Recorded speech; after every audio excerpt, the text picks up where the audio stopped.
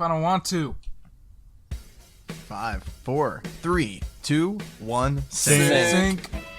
Hello, everybody, and welcome to the TTV Podcast episode. You didn't answer my question. 150. Oh, shit! Yeah, we made it. I'm Meso. I'm Bar. I'm Eljay. I'm Ben. And I'm Tenebrae Invictus.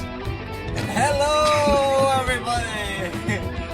I noticed we're starting to regress in terms of, like, professionality on the podcast. There was, like, a time before 250. Like, by the way, great milestone, everybody, 250. Woo! Yeah. There was a time before 250 where, like, we were always, like, hammering in, okay, if you're gonna do the Mardi Gras, and do it after the episode number, at least. Just at least save it for the episode number. And, well, to be fair, we didn't do Mardi Gras before the episode number, but Ben still managed to interrupt you before the episode number. This is true.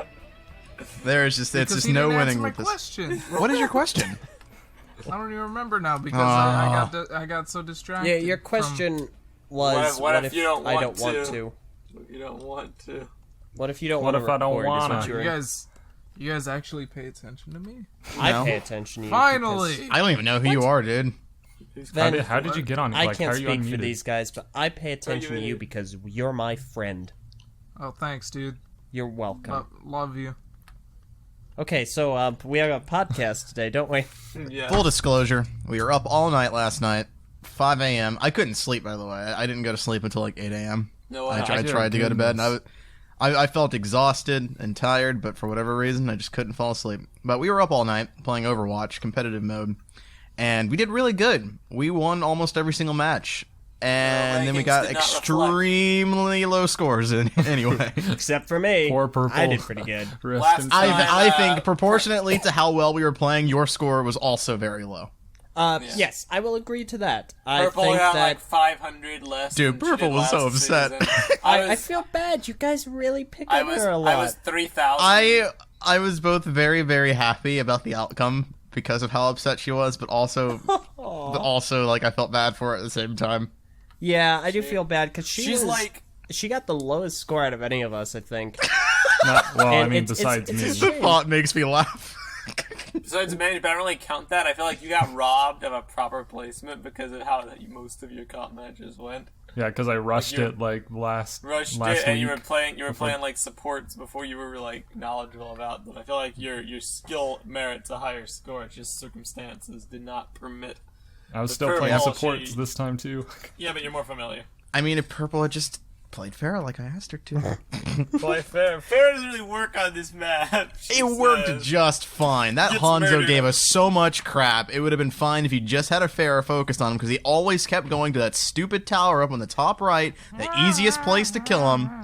You feel just like, killed him. It was kind of bad because last season I was at 3,000 competitive rank, and now I'm like below 2,500, so it's kind of a Yeah. bummer.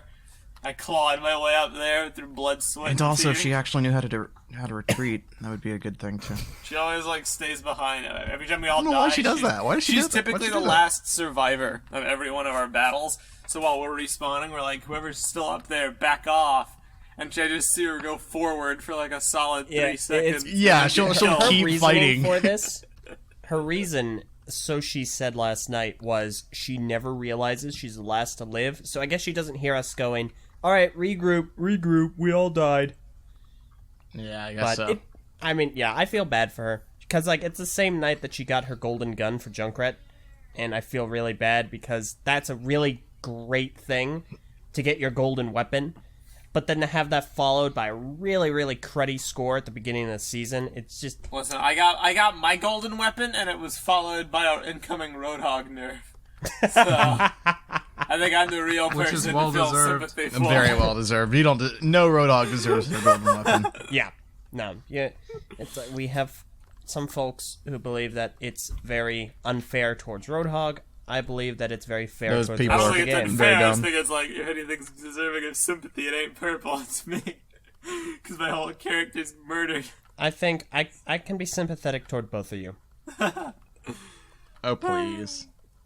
Anyway, So, yeah. the takeaway from that was Purple was really upset, and I was very happy about it. Yes, and now in true Purple form, she's not on the TTV podcast. One day. She's probably crying her She eyes needs out. a week of mourning. She's probably asleep. Come on. Nah, she's probably crying. Mourning in her sleep. Commenters in our live studio audience asks, when will purple be on an episode of the TTV podcast? My Who response knows? to you is Should ask her that. shrug var. That's Even like, if she is on, would she talk? Shrug Yeah, bar. whenever we do an episode of TTV that we're not talking about G3, she'll be here. but how will she know that unless she shows up? Like, we've had like 3 I weeks in don't a know. row I where we've assume- had 30-minute sections where we don't talk about G3, and like, she just go. Yeah. I don't know. It's weird because, you see, Purple's one thing, but Fwef is the one that I'm surprised isn't here because she's all about, oh, I'm going to be a writer, to tell a story. It's all been about trying world more building Yeah, and well, Fluff storytelling. says a lot of things. When we actually get into the story, she might be enthused. I don't think the whole artwork concept discussions for her. I She love sucks this. at coming up with ideas. I love this comment by a Roasted. live studio audience member, Leganto. I showed up and I'm on data in Iowa. Why did you say that so weird? Shut up, and I'm on data in Iowa. I'm on day in Iowa. My mama told me that didn't life know is how like to a box talk. of chocolates. In In Iowa. What mess? Matoran or a box of chocolates. By the way, we're going to be talking about Matoran again, guys. Get ready for that. Yeah, we are at some point. There are a couple things I want to get to But first, but yes. At this we point, expect that. like how I enjoy Purple's misery at losing in Overwatch, I very much enjoy the pain of everybody that has to listen to our podcast and deal with Matoran, because the more vocal they get about not wanting to listen to Matoran discussion, the more excited I am to talk about it. So We got pleases colors, me. dude. We got colors. I'm all right about this discussion because I know that with our current cast setup, we're actually going to have a discussion because guess who's not here again? Yeah, basically. Hey. Shout He's out gone. to Joe. Time to rag on John while he's away again. You're here in spirit, John. I think we got it out of our system last week. We Bottom did. line, he's not here, so we're actually going to have a decent conversation. If you want to know why that's a good thing, check out last week's episode. It's not a good thing. Very happy It's actually a with the way bad that thing. Last week's episode went. Why isn't John hasn't been here in so long? What's going on? It's been like the third he's on, episode this he's road missed. trip. Like, I don't know Dude, what if this exactly was the he's doing. olden days of, if this was the olden days of the podcast, he would have been fired by now. You're right. Yeah, we would be writing up his race Yeah. thing. There- Hey, there's remember a, what he did on Monday though? What did he do? Didn't he on that? visit I don't Purple remember. or whatever? Oh, yeah. Oh, I think so. he did do that. Went out of his way like 4 hours to make a stop for like 30 minutes. Or That's so strange. He was going to meet her like in August anyway. God, he does Nah. weird stuff. John does weird stuff. It's like, I don't even know what exactly he's doing. He's on some kind of like road trip or something, like seeing family or Yeah, friends. I don't and know, just- like some just kind of a traveling, like- vacation road he's, trip he's deal. explained what it is. I just don't remember, and I don't really care enough to I don't ask, recall but, like, explaining I'm this. curious. Like, Yeah, But I know apparently he did. also explained the schedule for our TTV talks, which he impromptu totally Friday didn't. TTV Talks live stream. I knew about it Yeah. like a week ahead. The Yeah, of only course you people did. who Yeah, I'm knew glad about you that- did. Going into that, the only people who knew were those that were on the live stream, but he just failed to tell the other three he owners. contacted all the people who aren't on the Brickonicle discussions, which I think was the intent. But like, even still, I'd like to know. Well, yeah, the intention was Well, to bring I'm on sure the people who- our live studio audience would like to know too. Yeah. Yeah, exactly. It's like we need to have the schedule known so that you guys can plan for it, and if you would like to make it, be here for that. That's why in our Discord chat, which you can join by donating just $1, the price of a pencil, to our Patreon, we have the times pinned to the entire chat. Quite right. Actually, I know that we just said that we weren't gonna rag on John all episode, but I do want to point out that he did start responding to some of the comments left on the last podcast episode, and some of them were just laugh out loud worthy. And yeah, he made this one remark in reference to Oomatu's concept art piece from last week, showcasing his ideas for Matoran Designs, where he was gonna like put in cloth accessories. You know, he basically was like, "Oh well, everyone laughed at my cloth accessories comment, but now concept art is doing exactly that. I tend to be right about these kind of things. It just takes a while for people to catch on, I guess." Excuse me? And like that's what he Why is said. he so pretentious about it? I don't know, and I was like, I just couldn't do it. I saw the comment when I was working, and I was like, you know what? I'm not gonna pick a fight. I'm gonna let it go. Uomatu pointed out in the chat that it was his concept, and now that I'm thinking about it, it does kind of sound like he's taking credit for Uomatu's concept. Not to mention, we discussed it. Like, Not every cloth some of them were accessory is okay, 100% but viable. and Uomatu, no offense to you, you're amazing, but I was not on board with any of the cloth accessories. They need to be printed. The heart isn't the problem. Like I said, heart. The heart behind the art, the spirit of the art is great. It's just about viability in actual minifigure form. The cloth accessories, and that's why I love this concept art in Uomatu. Why I loved yours is because it's a springboard to go off of in the future and figure out how to make it work with printing. Yeah, it visualizes for that. sure. As it is, John's idea was to give every Matoran like a cape or something. Like a literal like cloth a cape or accessory, skirts a cape or stuff. A skirt, like a headband. All of which, by the way, in context of the long legs, I don't think would have worked, at least not in the way that it was being presented, because that wouldn't have done anything to solve the issue of separating them from the toa. It would have just made it even worse and made them look even more important than they should be. There are a few pieces of cloth I could see being used in moderation, but cloth accessories are not the go-to answer. One of the dumber things he said, especially during this for debate. me, that's the number one. Yeah, for me that's the nostalgic. Every time I hear it, like thing. that's awesome. Just to get there, I can listen to. Like make that like. We have a topic on our message boards right now. It's going to be running all year long. It's the top 10 TTV moments of 2017. And if you join the message board, you If can that becomes a top 10, I will love it. make That'd that be amazing. one of them. Because all you need to do is go to the topic, give us the video of the moment and the time frame, and then we will add it to our consideration at the end of the year. Yep. But So, that's basically Indubitably. it. Before we go full out on the G3, there were one or two other things I want to like briefly talk about. In lieu of doing an actual proper special, really briefly, Wonder Woman. Good movie. Great movie. All I really really good want to movie. say about it is that it was a great movie, and that if anybody's skeptical of seeing it, Dude, okay. yeah. I just want to prep. I know we're talking about Wonder Woman. I know we just said we're not going to do G3 in a second, but I just want to point out that Ragdoll made more art. Now, continue. oh no, Okay. dude!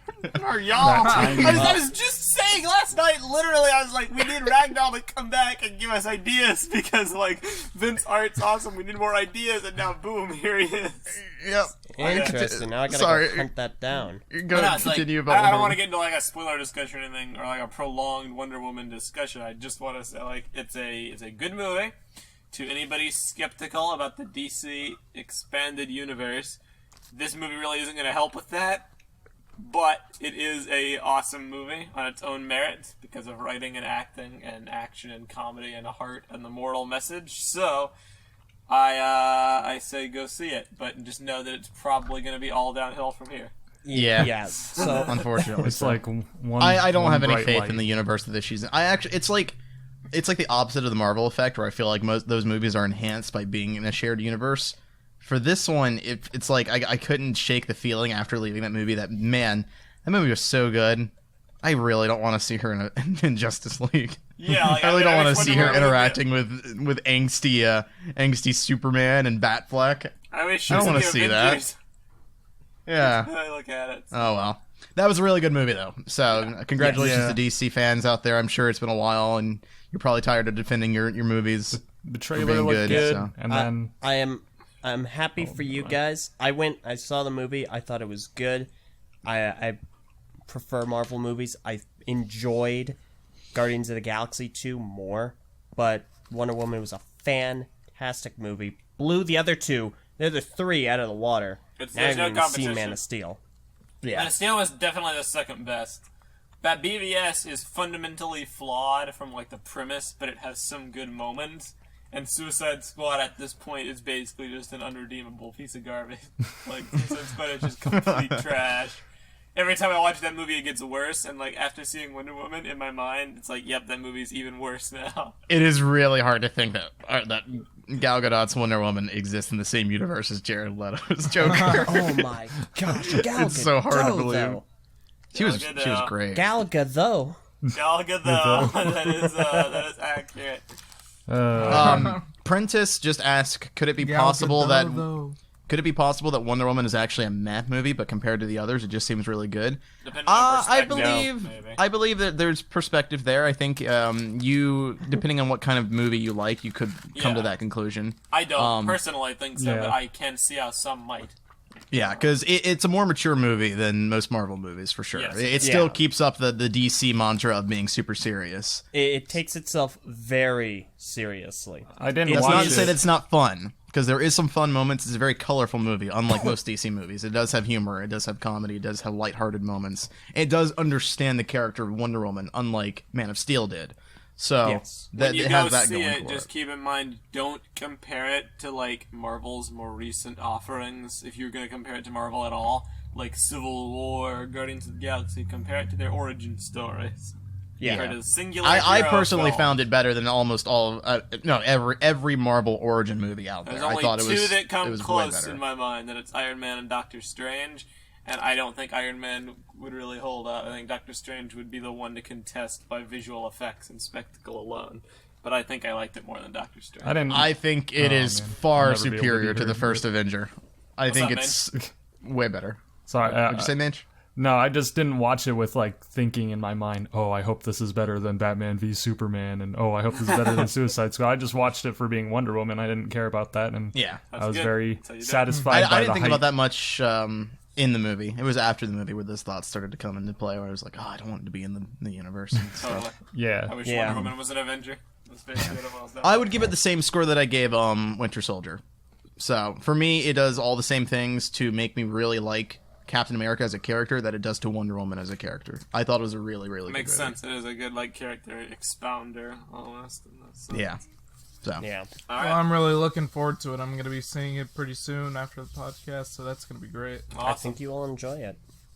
Dude, Real Gal quick, Gadot, though. Gal Gadot. before we jump into the G3 stuff, Man, I jumping would yet. like to... wait, yeah, we still have a couple. Before other we things. jump into the LJ stuff, before we jump into the G3 stuff, nah, I'm just kidding. Go ahead. I just want to mention to anyone still unaware, head on over to the message boards. We have Ninjago and Bionicle writer Greg Farshty there. He's answering cookies. questions.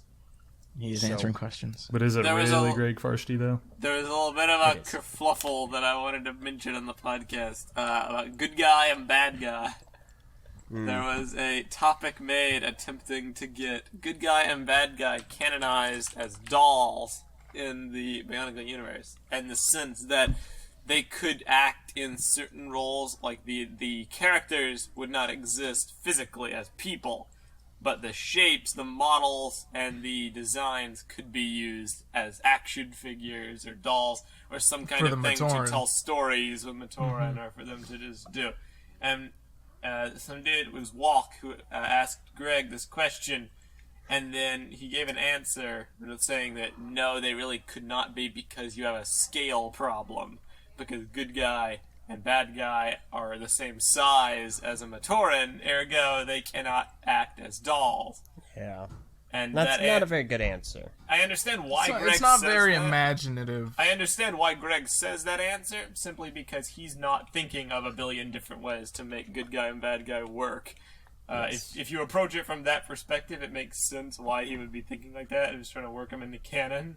He's not like, well, if I do it this way, maybe they can work. I didn't really like that answer per se, so then I went to the message boards and was like, alright, well, then I got into it, and then Eljay and I got into it, and we had this massive prolonged debate about the merits of canonizing good guy and bad guy. It was a battle of wit, and in Nobody the will end, ever know who I don't won.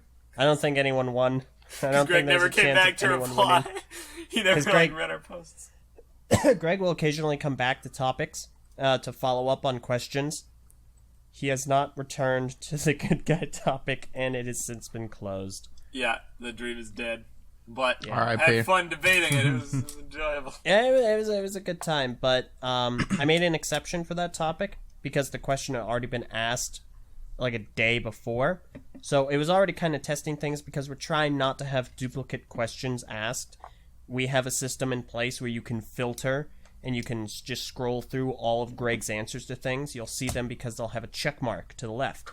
And it's very easy to find which topics he's posted in, which ones are marked as solved.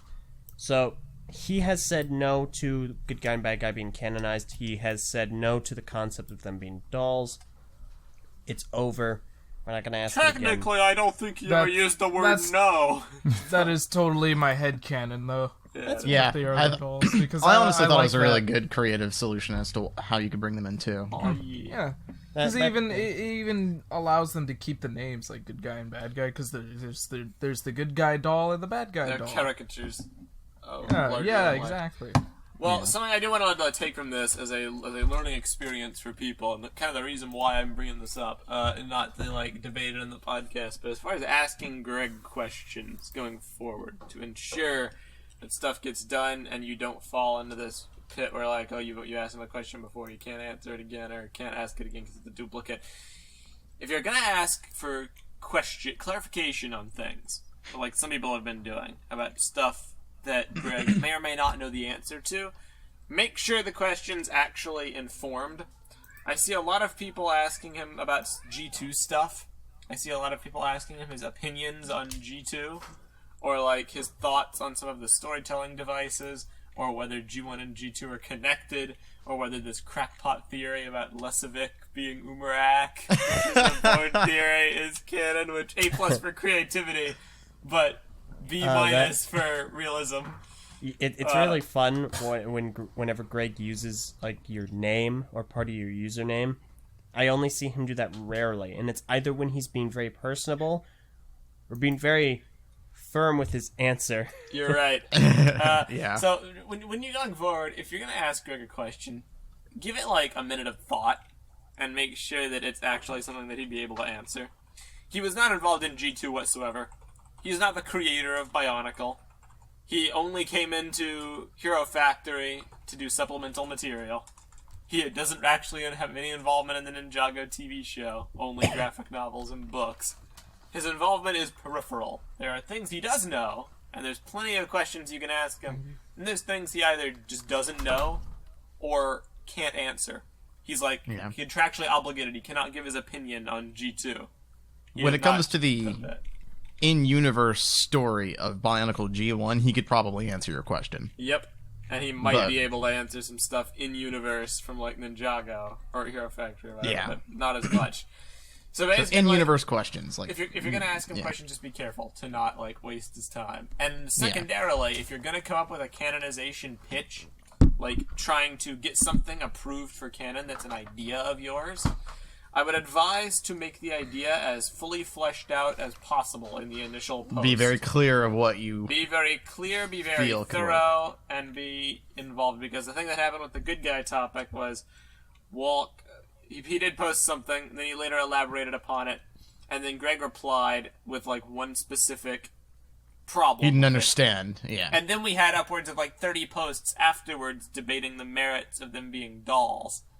And Greg didn't read that. But in a parallel universe where that doll discussion was had privately or on separate channels and had been formulated into a concise canonization pitch and posted in the main post, maybe Greg would have read it. Maybe they would be canonized. When you have an idea, my personal advice would be think it through, try to figure out all the holes with it, and then present it. Mm-hmm. And that's why you have the best shot of getting something canonized.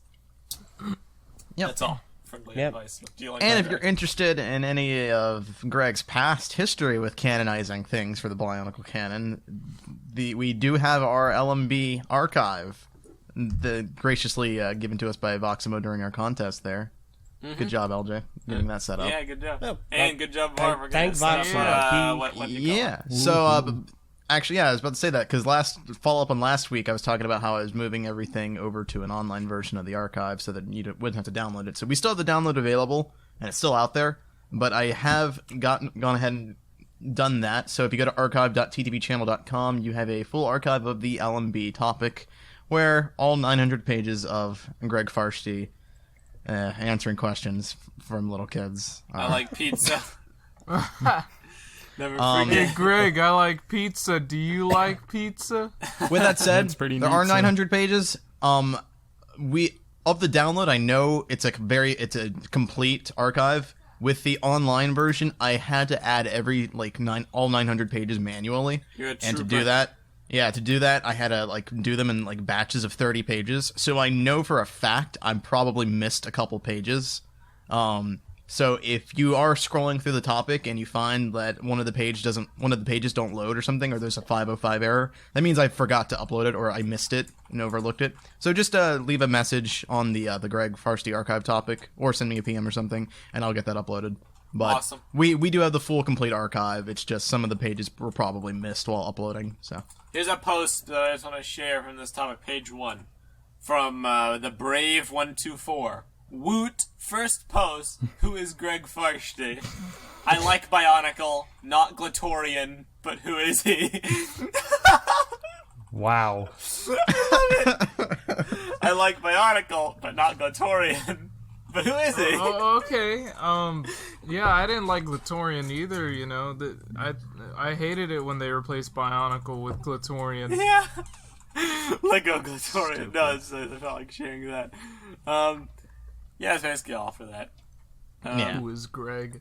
There In the are... Love Studio audience, Scorpion Strike posted that people are going to click through the whole topic just to see if pages are there, and that's actually a very very helpful thing to do if you want to spend your time doing that, because like obviously I'm not going to scroll through all 900 pages to make sure they're all there, because for me I've got other things to do. But like if you want to help out and contribute and you've got the free time to do it, then that'd be really helpful. That would be nice. If you do, and if there are any pages that you spot are missing, we have a topic on the boards where you can post saying that they are not there. Yeah, and I'll sure. put those up. So Alright. Excellent. Before we get fully into our G3 discussion for the day, there's one other bit of community feedback I want to address. It's coming from Twitter user Ace Green Legend, and this ties right into our disclaimer every week about what G3 is exactly. The gist of this person's community feedback for our G3 project is that we're basically, we might be going a little crazy with G3. We're taking it a bit too far. It's taking up too much of the podcast. Every podcast is dominated by G3 talk, and our presentation of G3 can at times be, the words used specifically were egotistical or arrogant. And that calling it G3 and not TTV's Bionicle or something else is misleading to some people, and it's difficult to truly understand what the podcast is, and that we're basically marketing it wrong. They go on to say they're loving the designs and the art and some of the changes, so it's not that they hate the project, but this person is thinking that we're too focused They're complaining about the branding. They're focused on... They're focused on the title of the episodes. We're too focused on something that ultimately won't go anywhere. They would buy sets, but we're not going to make them. It legally can't happen. And they don't really see the point about our handling of this from a conceptual standpoint that isn't actually going to be produced. I got a couple things to say to that. Uh-oh. For the purpose of clarification, every week we're doing this, it's in the description, and I saw a few people in the comments just quoting the description verbatim in the comments section when people ask what is Which, by the way, G3. thank you for that. Thank you. That is excellent. Very helpful. The BIONICLE G3, or Brickonicle project, is a fan-made, independent, non-LEGO endorsed community reimagining of Bionicle as a system theme, done by us with the help of our community on the TTV message boards, for the purpose of podcast discussion. And that's really where it comes in. We say this almost every week, but it bears repeating. If we were not doing Bionicle G3, what would we be talking about? John's answer would be off-topic shenanigans and random stuff, and there's... If you listen to this podcast and you hated the Overwatch discussion that we started out with, well... Or if you hated those, we'd be talking about. Or if you hated a few episodes, like after G2 got canceled, we just did random stuff talking about Snapchat glasses and other shenanigans. Like, that is what we are left with. We spent 2.5 years picking apart everything that Bionicle G2 had to offer, and we spent 5 years before that picking apart everything G1 had to offer. There are still Bionicle discussions to be had occasionally, but they come up organically. They come up during conversation. These guys had a really cool discussion a few weeks ago, like midnight onwards all through the night about G1. Yeah. But it's not. We came to some very cool revelations that I wish we had written share down. Those one day. Yeah. But like, we can't just sit down on a podcast and be like, let's just talk about old Bionicle just aimlessly. That's not how that works. There's a catalyst. There's a point to it. G3 is a project that we're doing that gives the podcast discussion fuel every week. And eventually we're going to reach the end of this discussion. We're going to complete our G3 project, and then we're going to be left with another empty hole. Hopefully by then, LEGO might have another construction theme, or whatever. We'll see by then, but this is the podcast. It's good to understand that this podcast has survived between 2 Bionicle cancellations now. The first one was a cancellation for a line that had lasted 10 years, so we had plenty of time and plenty of things to talk about during the lull period where we had no new Bionicle content coming out. Just made the podcast and it was ending. It was all fresh. Yeah, because it was all fresh, and then like the world was so expansive and so large, and there was just so much to talk about in that world that even just simple things like Greg being on the boards and like canonizing things was something we could talk about. Because it even contributed when it to came the to universe. off-topic stuff, there was still a lot for us to talk about because during those years, we were all still kind of getting comfortable with the podcast and getting to know each other a little bit more. Yeah, and so we had a lot of stuff very fresh. And with G2, the thing is, it's just too unsubstantial as far as actual content, and it's not going to sustain us as long as G1 was. We talked about G1 to death. Up until the point where G2 was announced. I feel like we were starting to really die out of Bionicle by the time G2 came out. I mean, we were one of our big projects during that time was History of Bionicle, where we were going to like go over basically everything we had already talked about. You know, that was our show, was just going over the history of Bionicle and all the canon stuff that happened, just to kind of keep fans up to date. That never happened because G2 came out and there were better things to do with our time. Yes. So it's just. G1 was able to sustain us for like a good 4 years, but with G2, 2 years worth of content just isn't nearly as much content to talk about compared to 10 years worth of it. We've and already unfortunately, done it all. And it's not a slight against G2 by any means. Unfortunately, with all the potential that G2 had, we never actually got to a point where the real story began to take shape. Right and the as the universe story began started to to form, it got cut down. Yeah, it was canceled right as it was beginning, so there's just not too much to talk about. Most of the things you can talk about are on a surface level, or your opinions on how it was handled, and people have already told us that they hate us talking about our opinions of G2 because we're being too critical. Yup. So That's the thing. Another comment I'd like to address that this person makes is that we're marketing this as a Bionicle G3 project when we should be marketing it as fan fiction. TTV's Bionicle fan fiction. I mean, The reason... really, what isn't that not obvious? We don't work for LEGO. It is, that's why we say, like, it's, it's not sponsored or endorsed. There is another level. Yeah, exactly. We've never said that it was going to be an official thing. It doesn't say anywhere that it's going to be an official thing. I understand. I do understand this complaint. Okay. Continue, Meso. You can go ahead. The reason why I don't think that it's applicable is because this project has a component of fan fiction that is not the goal of the project. The goal of the project is not to write a creative Bionicle story. The goal of the project is to realistically imagine from concept to execution how LEGO would create a Bionicle system theme. And as has been evidenced, there are multiple layers to that do not fall within the fanfiction parameter. Like to just simply pass it as like, oh, it's just some fan fiction that these guys are putting together would be a massive understatement. We've had about because that's not the core. 3 to 4 podcasts on the thought merits that's gone into this. Yeah, exactly. 3 to 4 podcasts simply on the subject of short legs versus long legs. If this was a fan fiction, that would not have been a discussion at all. But it's not. It's a project imagining the creation of a LEGO system theme. Exactly. And that comes into If play. it was fan fiction, we would have been talking more about the characters, names, personalities, this, and We're that. months into this project. We've barely even touched any of that. We're months into this project. We don't even know what the full story for the first year is going to be. We're getting close. We're getting We're not close to there actually yet. forming a story. Yes. Yeah. But, Var, what was your take? You might have a different take than me.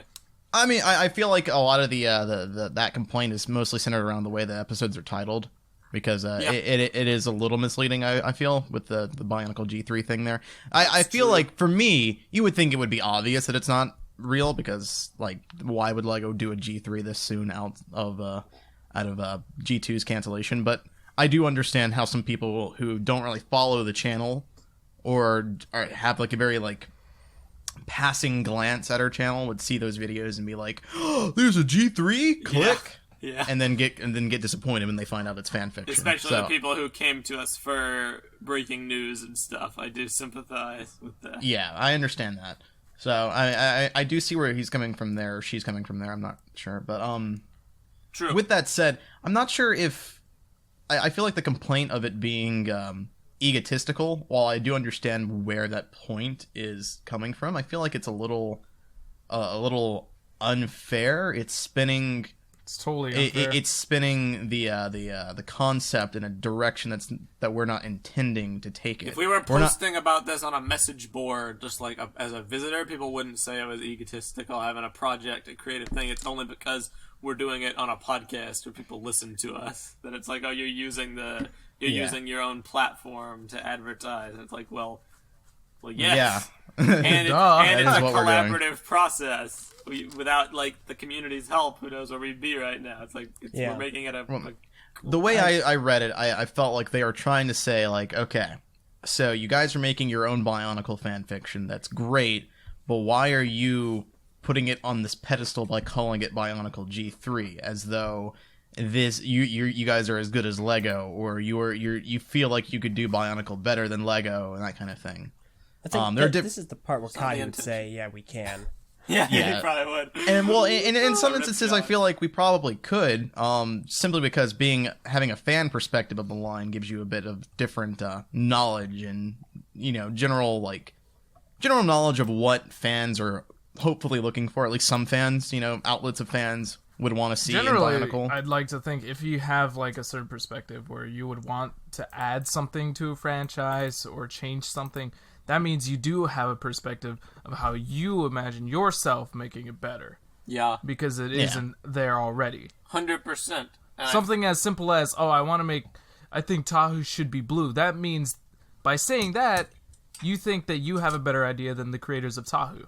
Right. It hasn't so much been. I think it's a misunderstanding of the purpose of the show. It's not so much to say that we are better than Lego and that we could totally do Lego's jobs because we understand how everything works. Because we don't. I feel like we've been pretty transparent about how we don't understand how some things work behind the scenes at Lego.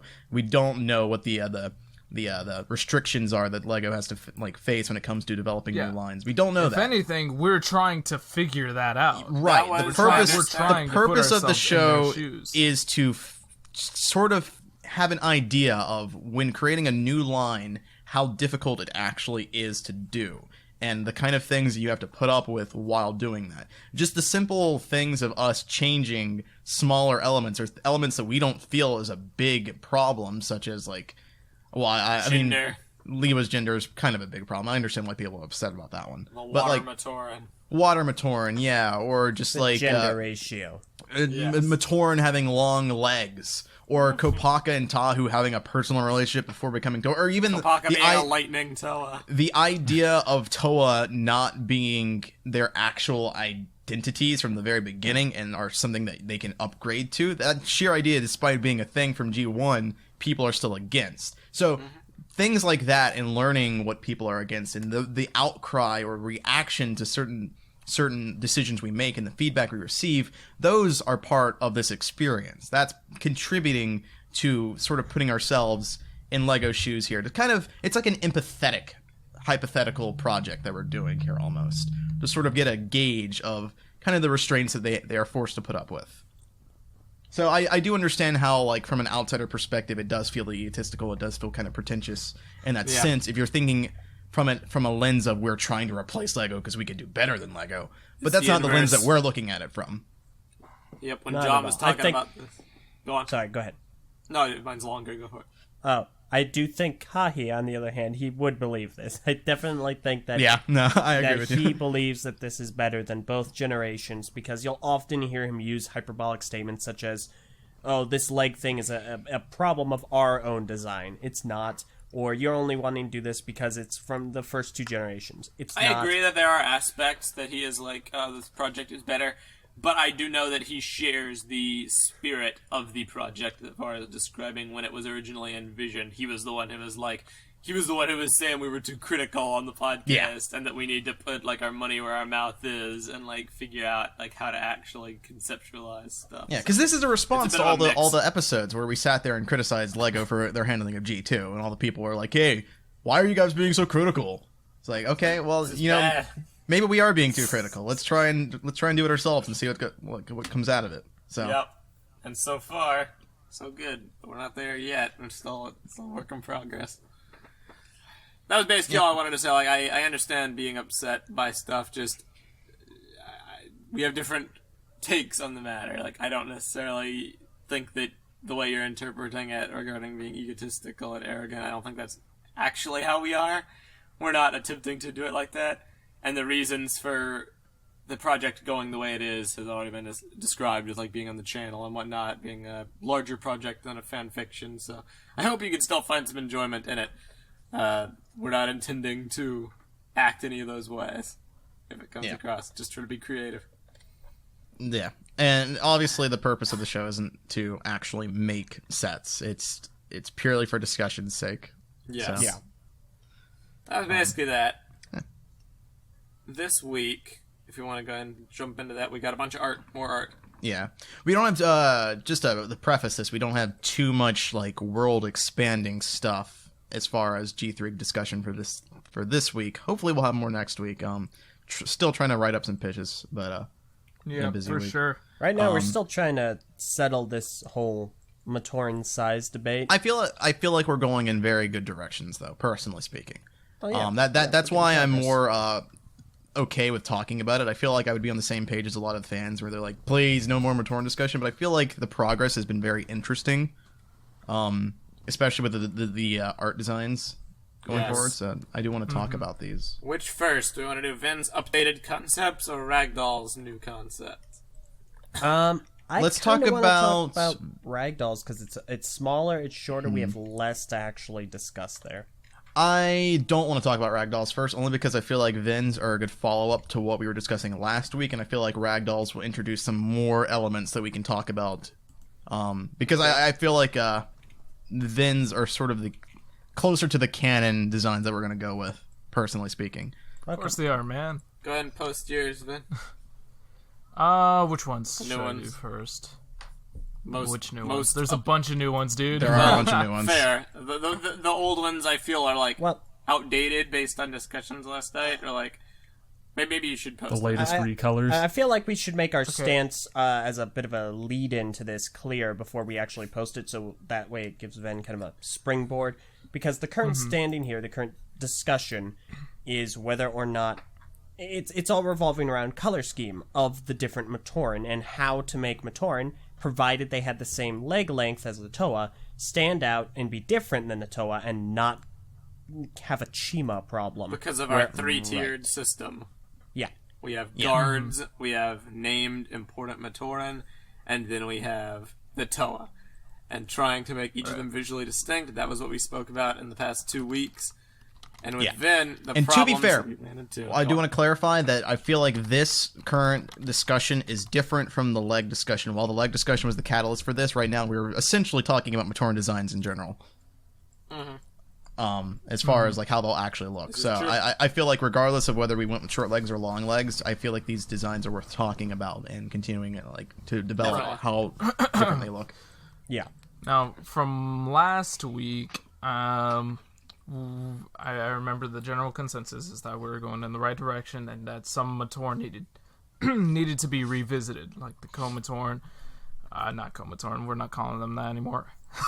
Ice Matoran, Water Matoran, Wind Matoran. It was so that on. it was that the designs are good, but some of them look too similar. Was basically the gist. Yeah, the gist was like the Water Matoran and the Ice Matoran, for instance, looked way too similar.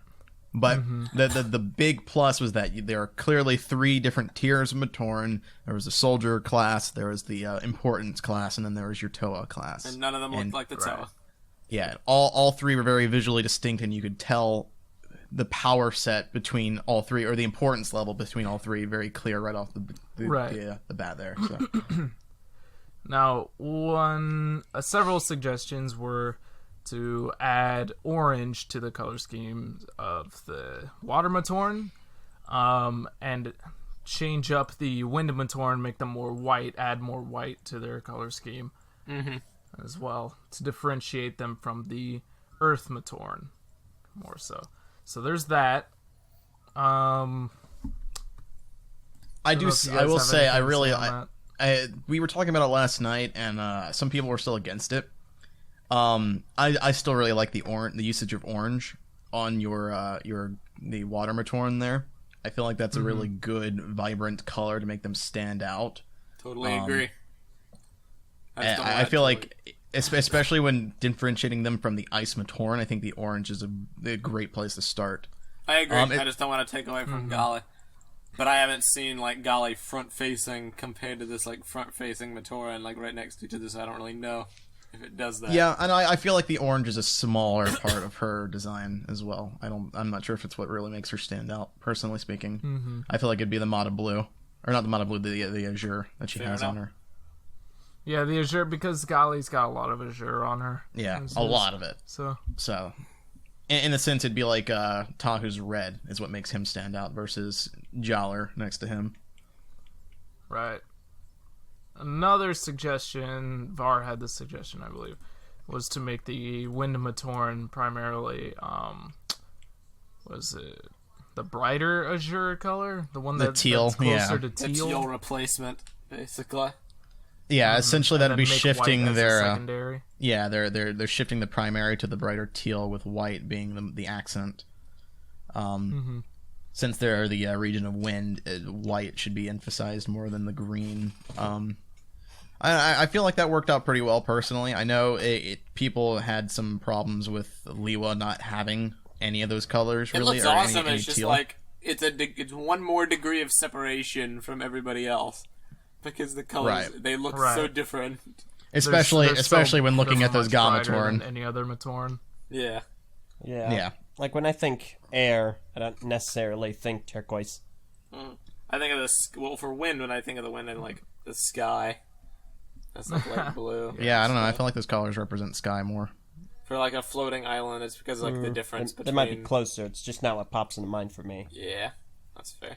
And you know what Colin would say. It'd be because of your relationship with G1. Yeah, of course, that's what he'd say. Like, why don't you use pink? And then, of course, another suggestion was to kind of follow along with what Ragdoll started, make all the base Matoran gray and just kind of work off from there. Personally speaking, I'm a big fan of this one. I know that the major complaint here was that there's too many muted colors now, and that on a palette there's so much black and not enough vibrance or color, and they don't like create a very contrasty, very bright, saturated image when they're all grouped together.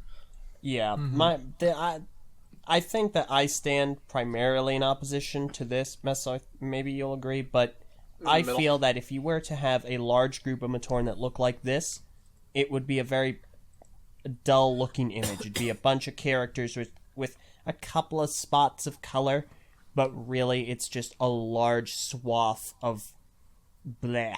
For the guards, I agree. For the actual Matoran, I do not agree with that. I think the masks would be the vibrance part. And I didn't agree at all in this instance. I didn't think it'd be a problem. I mean, I do agree with what you're saying in the sense that you're right. It would cause most of the Matoran to have this sort of muted, darker palette with these limited color vibrance going on. I do agree with it. I disagree when I think it's a problem, though. So that's really where the major difference comes from. I don't think. It's not much of a problem because it solves the problem of making the Matoran distinct and appearing less significant than the Toa, and it also keeps them consistent. Like there's not a region of Matoran that look brighter or significantly more vivid than another. Yeah, for me, there's clear color coordination where they very much look like they belong in their region and they're related to their respective Toa, but at the same time, they're all similar enough to feel like a united race of beings. But they do still have their place on the island based on their design. And Meso, I believe you had a complaint about this design, not so much about the muted darker colors, but more about the uniqueness. Yeah, that's my big thing. Like, I don't mind dark shades, like, especially for the guards. Like, I think the guards, speaking strictly for them, should be basically all black, or all dark, at least. It should be a uniform. I just don't want, I just said all black, but the only thing I don't want is for them to all be the same color, with the little highlights, Right. simply because the guards were designed to have sparse color, so as to make the Matoran feel special. So I feel like the solution, Vin made another piece that, like, you go ahead and post because it's relevant now. We were trying, like, what if we kept the guards all black, but we gave them colored masks and see how that makes them look. Yeah, and The just a little problem I more have color with on the that- torso. Yeah, a little more color on the torso. But then the problem I have with that is, like, we're making the guards too special to try to make them pop more. And that is, in turn, making them too close to the actual Matoran, and the differences are more minimal. It should be the opposite. The Right. guards should look boring. The guards should look, kind of bland. Right. It's just, I don't want them to be black. I want them to be monochromatic with the Right. little colored dots here and there. It's like... So I feel like it's kind of like a working backwards thing. That's my only take. In this instance, for an example of what you're describing, Meso, in Ragdoll's original concept, he included pictures of Jala and Narmoda pre-Tahu, and the design of Narmoda was very similar to Jala. The only difference between the two is that Narmoda was red. In this instance, though, with the current design suggestion, it would be very difficult to tell Narmoda, who's supposed to be a special Matoran, apart from this guard who's supposed to be a non-special Matoran because of the way the colors are distributed. Right. It's very, very subtle. And I feel like the black mask is the important takeaway from that. It's a guard uniform, almost, is how I look at Right. it. They're like Yeah. the elite, the special group. I can agree with that. At first, I was really liking the colored masks idea. As I was working on it, I was like, oh, this might not be such a bad thing. It looks good, but in all practicality, it definitely would not work for the same reasons that you guys are mentioning right now. And now I actually, personally speaking, I think I am finding myself preferring them all to be primarily black and just all monochromatic, because I'm imagining these Matoran are going to be background characters anyway. We're not really going to be seeing them that much. They're just going to be extras. They're like stormtroopers. Right. And really, the ones that we are going to be seeing more often, probably more so in groups, are the more important Matoran. The Matoran that are going to have names. Mm-hmm. Yeah, that's how I feel too. And that I still am not on board of the sole virtue that they don't look visually appealing to me because there's so much of a muted color scheme, and we still run into a similar issue to an extent with the Oomatu and the Earth Matoran and the Air Matoran. I feel that those color palettes are just still a bit closer than they need to be. I feel that this is an issue that it's just not visually appealing, and they don't. Well, it doesn't necessarily need to be. Yeah, it's not in the case of the smaller Matoran. And I did come up with a suggestion for that, which I know you last time you already weren't completely on board with. You still need to see designs for, but Yes.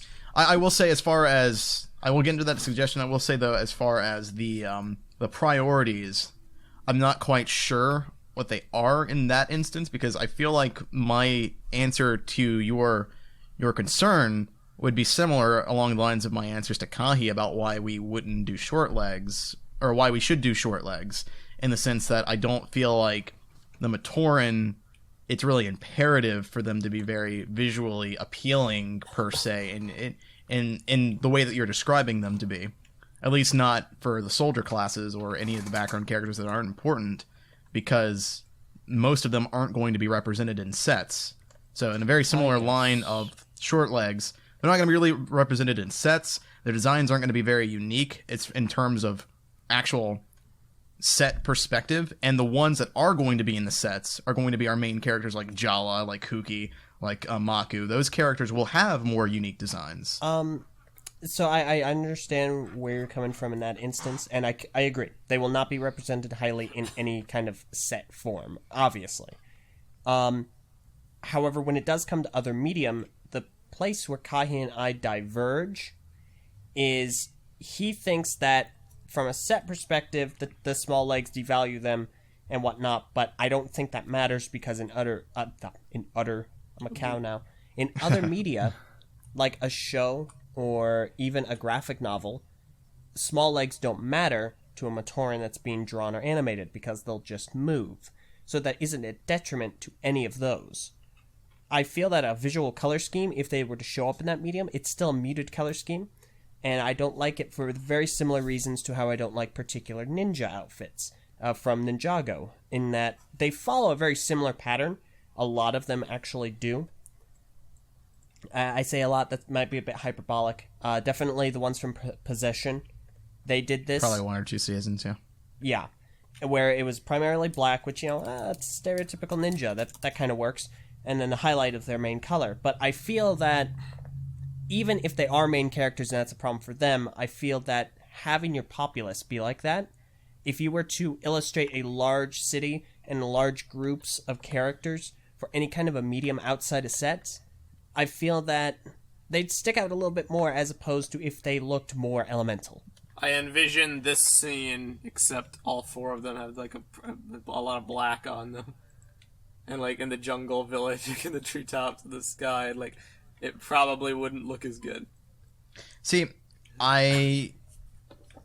obviously we're not going to reach an agreement on that one. I think it was good to get your points out of the way, though, just so you could. So yeah, the audience of was course. aware.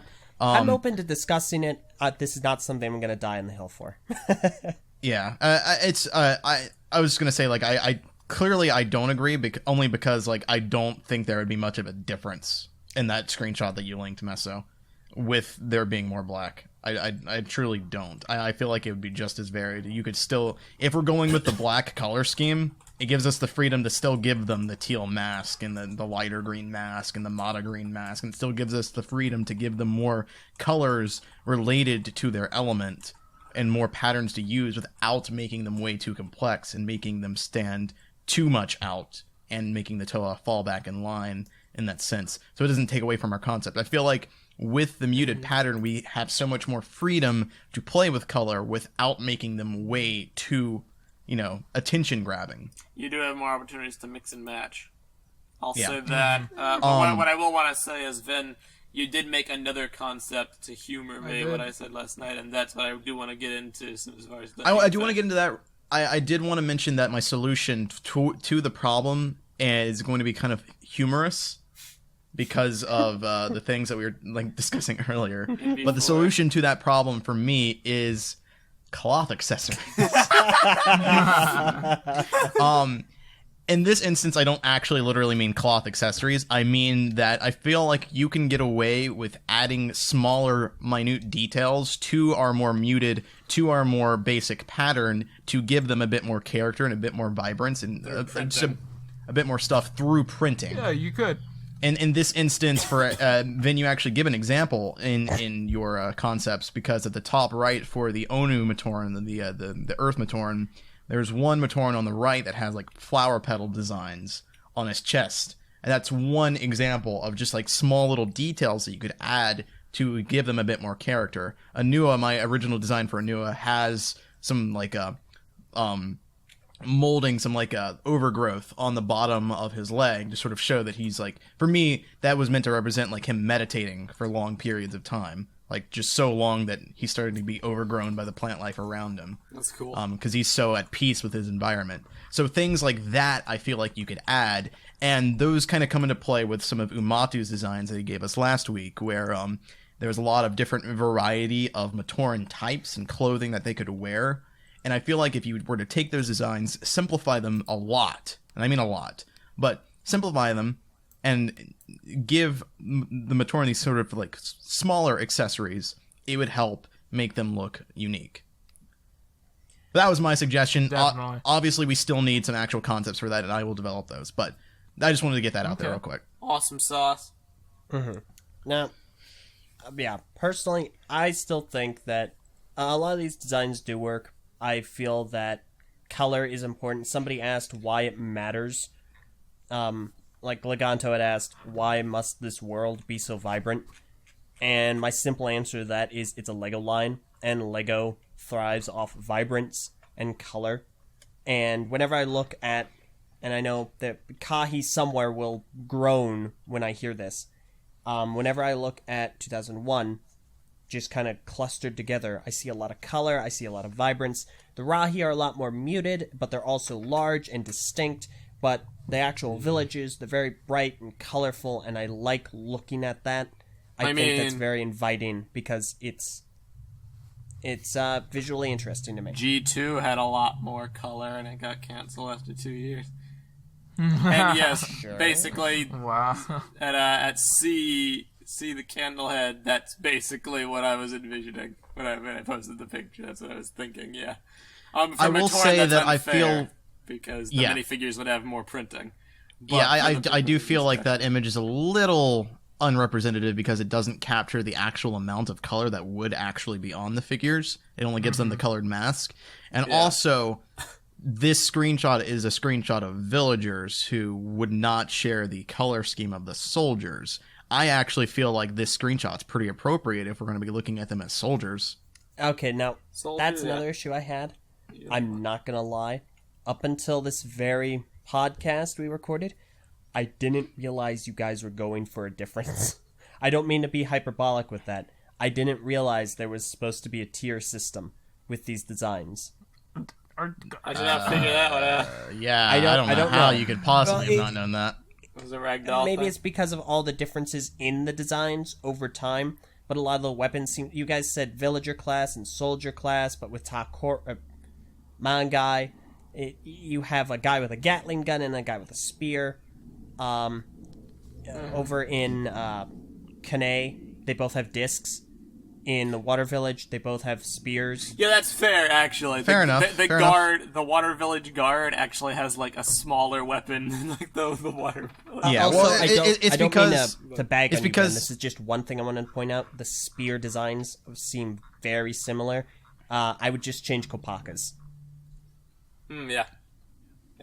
Well, because the Matoran on the right are supposed to be the more important ones. The Matoran yeah, on the left are yeah. just supposed to be generic Matoran. Eventually, I figured it out, but Give like, Jala the Gatling throughout the gun. discussion last night, that completely slipped by me. Maybe chalk that up to my ignorance, but I will do that. Yeah. You ignorant Yeah, person.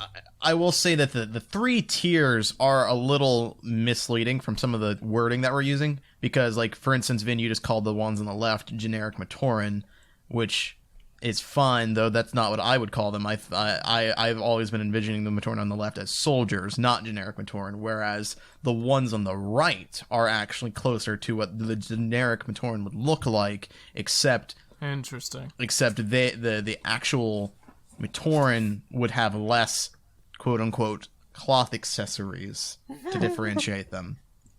Yes. No, Ben, I do want to see your next one because this one was done because you were a kind soul, and like, Yeah. I was like, oh, I want them to be monochromatic, just not black. Yeah, so the solution was to give more color. The solution. Right. And The this, solution was to there- give them dark colors. there are like two things that I would change about this, but other than those two things, this is basically perfect to me, and this is what I would do. Because they all look different from each other. It might not be immediately apparent because of this drawing, but if you actually made them in LEGO, all these colors are distinct enough from each other with the one or two exceptions that I just mentioned to actually work. You have the gray for the Komatoran, the Mata blue, or the dark blue, whatever that is, for the Water Matoran, Yeah, dark blue. the Metro red, the brown versus the tan and the burnt orange, the Metro green versus the bright green, and whatever the other color is for wind, and then the Mata green and tan for earth. I do like lots of elements about this picture.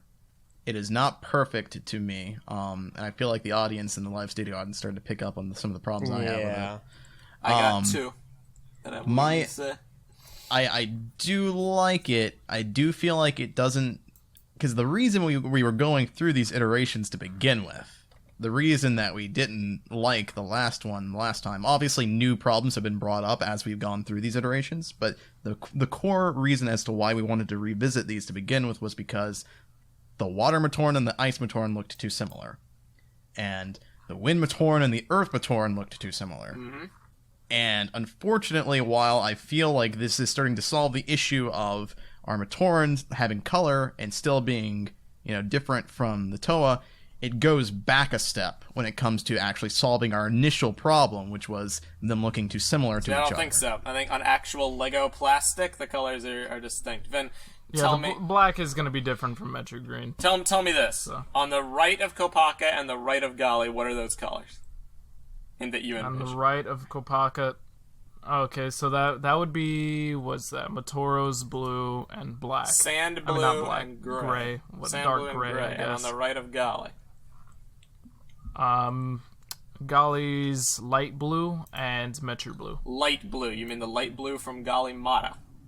Yeah. So medium blue and Metro blue versus sand blue and gray. That is quite distinct. I imagine it's They're just different because colors. this is an art With piece. that said, it's not the only problem. Part of the problem is I still feel like some of the Matoran are too similar to their Toa counterparts, in particular, very much the Gamatoran. Yeah, I agree. I do 100% I agree. could see it with I the also, right Matoran. To me, Sure. I feel that while Tahu does stick out, he's still only a couple of shades away. Gali, it's nigh indistinguishable.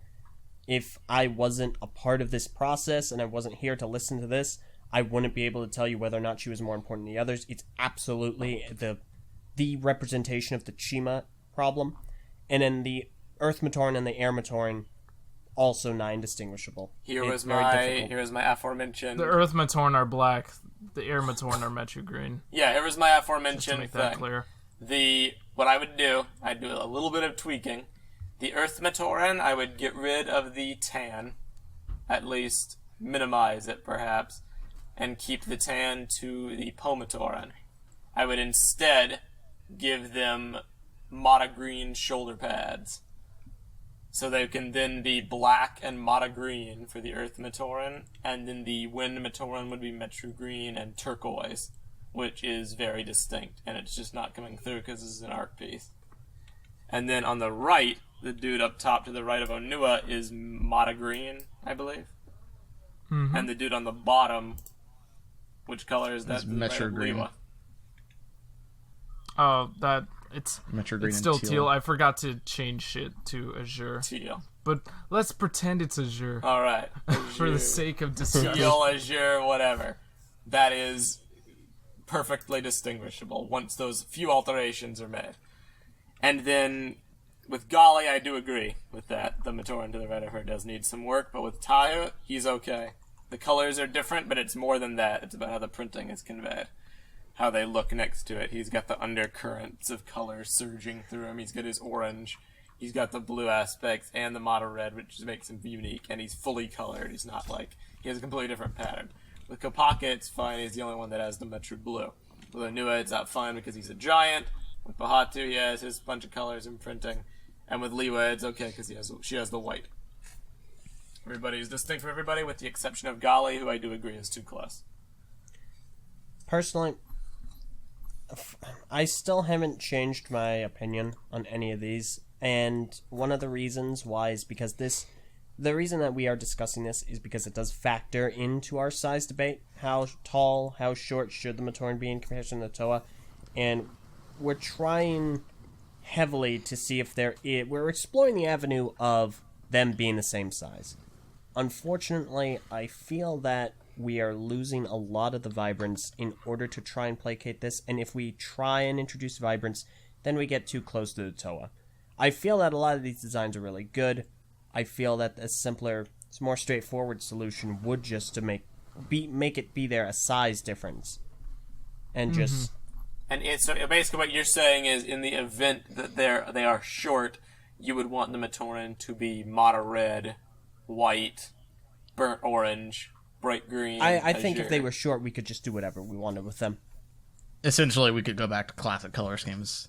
And we could do anything. We could do basically anything I we think want. because then our differentiation issue has been Because solved. it doesn't matter at that point, because Yeah. they're just because Matoran, the- they're shorter than The Toa. irony of all this is that, you're definitely right in that aspect. By doing this, by giving them longer legs, we are actually restricting ourselves when it comes to Matoran Yes, designs. I feel The that is the instance. And then Kahi's or John's whole thing. Every time I like speak about him in a negative connotation, I call him Kahi. Dr. Kahi But when and I'm Mr. like John. trying to show respect or something, I call him John. Like when I'm having a civil conversation with him, he's John. Kahi's not like a supervillain name. derogatory He's word. Kahi. Anyway, Kahi means poo-poo.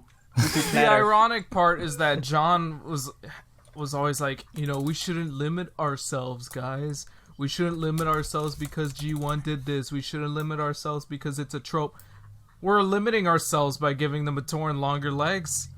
I feel While like I would like to agree, and I do in part, I'm not saying you're wrong, because I am more in that line of thinking, to be quite honest. It is also a situation where I would not say what we're doing is limiting so much as I would say we're trying to figure out a scheme. We're trying to have a system to work off, a pattern. Mm-hmm. And you are correct, that does put restrictions down. If they were short, we could just do whatever we want. But I like the bracketed system. I'm not married to it. I'd give it up if it was necessary. I like having classes. I like having an order to things. I like having a hierarchy that goes beyond short Matoran and... I do too, because we saw other designs, like Eljay made designs where there are lots of different colors and everything for his Matoran, and they obviously those didn't quite work because they had long legs. But I feel like even with short legs, while those designs are very strong, I feel like when you open yourself up to any possibility and you don't restrict yourself to some degree, then it starts to become a little too muddied with different colors and a bunch of different things, and it looks like a big painter's palette, where like there's just this one giant slab of like plexiglass with all kinds of colors just smashed onto it because you're using that to paint an actual canvas. And I feel like then there's so much color, there's so much vibrancy that it's just, I don't know. It's too much. I would need to see don't get me concepts for wrong. that, too. I completely agree in this instance because black is a contrast color. It's used not to take away from vibrance, but to kind of enhance the vibrance that's there. I understand that. In this instance, I feel like, and I don't want to sound like how Kahi does with these kind of things, but I feel like... You mean John? I feel that it would be just simpler in the long run to make them shorter because then we have a little more flexibility with what we can do with them. I like the tiered system. Right. I think it's a great idea. If we kept the darker color schemes but made them shorter, we can add more color into that. And there's actually a lot of possibility with the short legs. We got printing on the sides, printing on the toes, dual molding. I think there's a lot we can do with it. We can also give, more important Matoran, shoulder pauldrons or aforementioned cloth accessories. I feel that even when You they're can still shorter, do all of that when they're short, yep.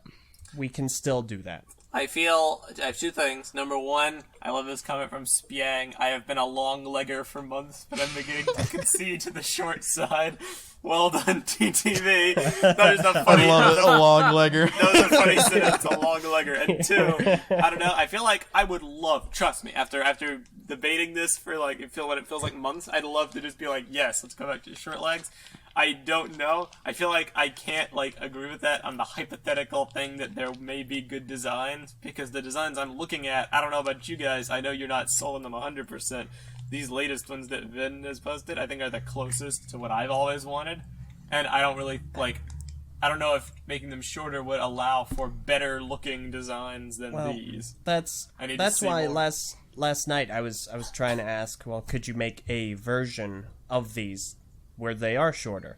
Because I think once we have that visual, it would become distinctly clear. But if they were shorter, we'd need different design templates. Yeah, if they were shorter, I don't feel like there would be much of a difference. These I don't think same it would designs- change the points that you were making. These though. same designs that wouldn't. Vince posted, but shorter, aren't what we're looking for. We're looking for Yeah, the concern isn't even that anymore. We're not concerned about differentiating the Matoran from the Toa anymore. That's not a problem. We've kind of solved that problem already. either we make them short or we do this bracketed Now we have system. a new issue. Yeah, we want to have the bracketed system. We want to have the hierarchy between the Matoran. We want to differentiate the Matoran from the Matoran. And it's funny because this wasn't a problem at first. This is a problem we made up. Yeah. This is literally Kahi's argument against us for the short legs. Well, But in this instance, it's true. well, see, like this is why it's like unrealistic. I'm like, yes, Vin, make a picture with Tim's short legs and just whip up some short leg designs. New So we can designs. compare, but like that's easier said than done. Like you've I gone so far understand. with this. Like we do need something along those lines, either from Vin or Var, just to put this to rest once and for all. But I don't know. I don't know if it's gonna be the I magic feel- fix all. I think- still think that, like, imagine if we had our more important characters, like our Jalas and our Matoros, and they had what equates to Pohatu's shoulder pauldron to kind of designate, like, a badge of office on every single one of them. Matoran could have armor and cloth accessories. That's true. For me, the problem is still the colors. And the Colors. way they're placed and what colors we're actually using here. I'm not a fan of the sand blue. I'm not a fan of the dark Metru red. Rip. For me, it is still the actual colors, their placement, and how they're being utilized here. I like the 3-tiered bracket. I like these designs, but I'm still not a fan of the color schemes or how they're actually placed. And I still feel like the Toa, at least in the latest iterations, are merging too much with their Matoran counterparts to the point where it's starting to become a Chima problem. It's less so. Don't get me wrong, I noticed that it is definitely less so. The problem isn't as severe, but it's still there for me. And I feel like we're stepping in the wrong direction when we go this way, personally speaking. I know you're a big fan of it, Meso, but I don't feel like that. I feel like the better designs were when they were all black, and I know you guys don't like that either. That's fine. So in which case, I feel like the problem is the design at its core, personally speaking. Because this solution here is my favorite. But I think maybe the design needs to be revisited. And thankfully enough, Ragdoll has revisited the design. That's true. So we can Oh, talk I about see. his design real quick. All right, Ragdoll. Because I feel like, for me, personally speaking, it might have something to do with the way the colors are being laid out. The actual design itself. More so than the color. Because this design from Ragdoll essentially uses a Metro Blue color scheme, primarily for his Komatoran. Get that out of the way. But it's because of the colors that are accompanying it, I can clearly tell that this is not meant to be a Gamatoran. Even the one on the very far left where it's all Metro Blue. I feel like because of the brown, the very neutral brown, Brown's we're an not getting interesting choice. yeah, I like it. I feel like we're not getting a sense of water here. Brown is a very earthy color. It's a very grounded color. It's not flowing. It's not wet. It's not water. You know, it's very different. It's creating a very different image. And the way the actual design is laid out for these three characters here next to our Kopaka, they've got this sort of clothing, this heavy armor sort of thing that makes them look like they're coming from an environment where the region is colder. And they need more heavier equipment to work with or something, you know? And I feel like because of the way the design is, it's very rugged, utilitarian, very clothy, very clothy, very like their clothing is made out of pelts. Unlike our Kopaka, where his design looks like he's just covered in like a super suit, almost like an Iron Man suit. Very clear distinction between the two designs. And the way the colors are laid out, where they're close enough that they belong together, but different enough that they're clearly not the same person or the same class. Maybe that is the solution. Like different types of designs. Like not everybody follows like the same template, just recolored. It's like we have different like base concept levels per village.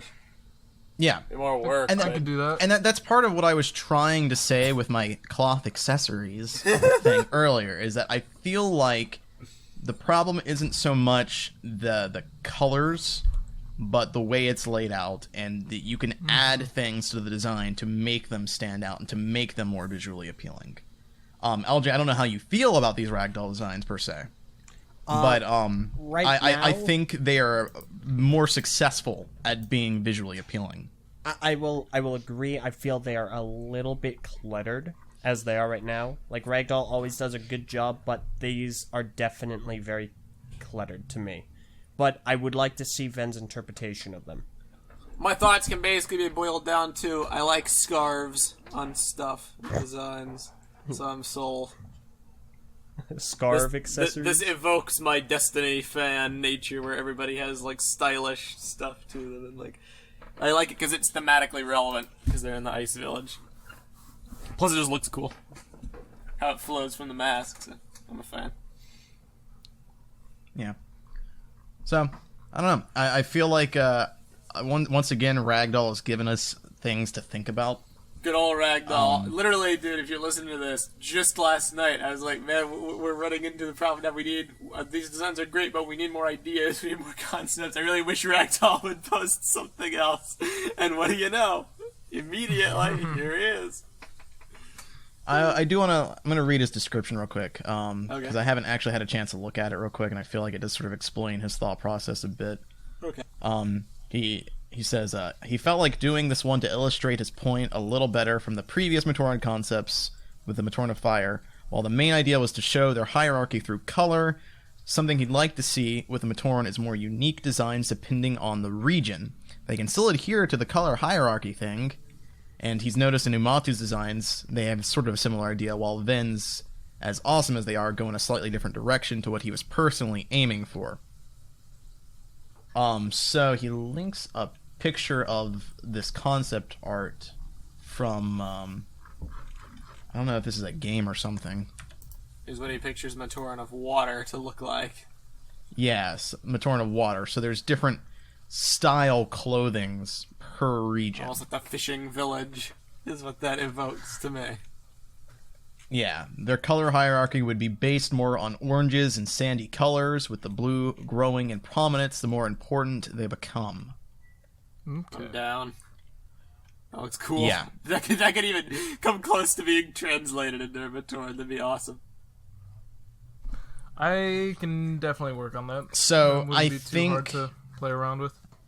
In this sense, essentially what I'm getting here is that in our effort to make our Toa distinct enough, we haven't made the regions distinct from each other, which, fair enough, I still think it's fine, but I do see the problem here, because right now our Matoran are not interesting anymore, and that takes that part away from it. And, like, currently, the argument is being made that, okay, well, if we gave them more colors, they would stand out more, and there would be more colorful, more visually appealing scenery with all of our Matoran gathered together. But maybe a solution to that problem is, instead of giving them more colors, is giving them more unique designs that are still, when compared to their Toa, visually less important, but distinct enough from the other regions that once they're all together, you know, it creates a different kind of picture. Too true. I happen to agree. I'm interested. I want to see this illustrated before I can give any kind of an See opinion. the Candlehead posted another picture up there that's like, it's kind of along the same line. It's not about cloth so much. It's more about, like, he's got like a shell. Almost like you would say an elder, a shoulder pauldron armor. Kind of like Bahatu, except instead of a spike, it's like a clam shell. And, like, that's not so much what Ragdoll's thinking of with, like, fishing, but, like, I like that kind of stuff. If we could do, like, armor, stylish armor, or whatever, that helps too. And that's clearly watery. So I mean, I do like his way of thinking, because, for me personally, I thought the orange was the way to go. yeah, As far as differentiating we want to the go Matoran all from in, all Gali. in orange. I'm down. I was nervous. See, my only concern with doing that is making them almost as detailed as the Toa. It's a tricky business. Well, it's all about balancing it, because so long as the Toa are different, the point will be made clear. As long as you have a cast of characters that are similar enough in design, but unique enough from other regions, but also still not as unique as their Toa counterpart. In this instance, most of these Matoran being sandy colors with some oranges, versus a very vibrant, very blue Gali Toa of water, then the point is still being made clear. Could the water Matoran have sand blue? Would you not like Sand want blue, that? yeah. I mean, I still don't like the idea of sand blue being for the Komatoran, so that's fair. I would say so. All right. I'm honestly picturing the water Matoran using more oranges and yellows and Yep. maybe even tans. Tans could work. Sure, depending on how it's handled. Like the So, Ragdoll's yeah, I'll take a concepts look of at it. Ice Matoran use brown, but I would never say that like that takes away from his perspective stone concepts. It's the way he uses brown. Like, I'm not 100% sure if I even want brown in my Ice Matoran, but the way he does it doesn't ruin the look. It doesn't ruin the potential to also use brown on other designs. The same could be true with tan. So yeah, I mean, it works here because it makes the clothing look like it's clothing. That's why I like the brown. It looks like it's made of pelts, like it's made from rocky. It's made from animals around the area. That's what the brown does for me. It grounds the design. And I feel like that's a very unique way of doing that, because comparing this to our water Matoran, obviously everybody's trying to give them shells and different ornamental things that are around the area, like fish and colors and coral, that kind of thing. And I think that's what you should focus on. That's how you start to distinguish them, is the way their outfits are designed. Quite right. All right.